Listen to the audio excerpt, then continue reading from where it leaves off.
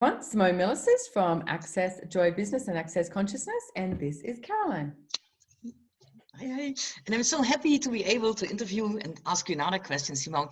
We were talking about what does your business require and what energies, what is it really that a business require? How can I sense that? How do I know that? Yeah, this is a really big topic, and we go through a lot of this in Business Done Different as well, because there's three energies that your business requires: is the creator, the connector, and the mover. Now, it doesn't necessarily mean three people, it's the three energies that's required. So let me go through this a little bit. So you have the creator, and the creator is the person, who comes up with a zillion ideas, and they've usually been labeled the dreamer. Maybe at school you were told that you were always drifting off, but you always had all these different ideas. You're the person who wakes up in the morning and has like 100 ideas, and then people may project at you that you can never make up your mind, or you never settle down because you're just like, you're just going, your head's going crazy with ideas. That's the creator, the person who has this non-stop creative energy. And then you've got the mover, and the mover is the person who has the ability and the capacity to perceive what is required today to create that business for the future and expanding in the future. So the mover has the ability to perceive the future and knows the choices you need to make today. Okay. And then the connector is the person who, like it says, it connects everything. So let me give you an example. I did a session with a woman one time, and she was she built this website. She had amazing products. They were great. The website was very easy to use, so she was the creator and the mover, but she said, it's not working. Like, I'm not selling anything. And I said, well, how does anyone know that it exists? She needed the connector. So she needed the connecting piece. Okay. So quite often you'll have someone who might be a creator mover or a mover connector, or they're just the connector. And those connectors, those people who will just talk to anybody. You're at a supermarket, you're in an elevator, and they just talk and talk and talk and talk.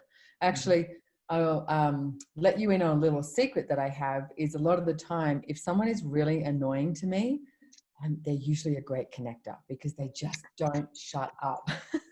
But they'll talk about, your product, your service, or whatever to anyone, So, and the thing is, a lot of the time with creator, connector, mover, now, as I'm talking about this, I can guarantee you, whoever's listening to this, you have already decided that one of them is better than the other. Okay. So creator, connector, and mover. Now, usually the one that you've decided is the best is the one that you are not so great at. The one that you have decided is like, anyone can do that, is the one that you are great at. Because most of the time what we do is we decide what we can do, everybody else can do, and it's useless. So how many of you have not been willing to claim, own, and acknowledge all the capacities that you have? And everything at that is times a godzillion, right and wrong, good and bad, pock and pot, all nine shorts, boys and beyonds. Now you have creator, connector, mover, and then you have foundational person. The foundational person is the one who can do all three.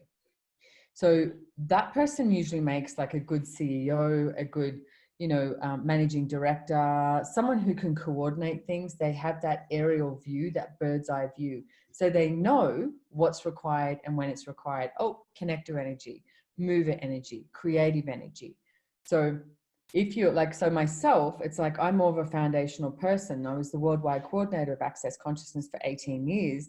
And it's like, so you have that more of that, bird's eye view, so you can see what's going on. So, and then some people might be, like I said before, creator, connector, or they might just be a mover, a great mover. So for me, I can do all three. What I prefer is moving and creating. I love the mover energy. For me, that's a whole lot of fun. And, I did that when I started with Access Consciousness, we were in 4 countries, and now we're in 187 countries. And that's got a lot to do with what I was willing to perceive of the future and what was required, the action I had to take today to allow that future to show up. Otherwise, we would have maybe just stayed in a few different countries.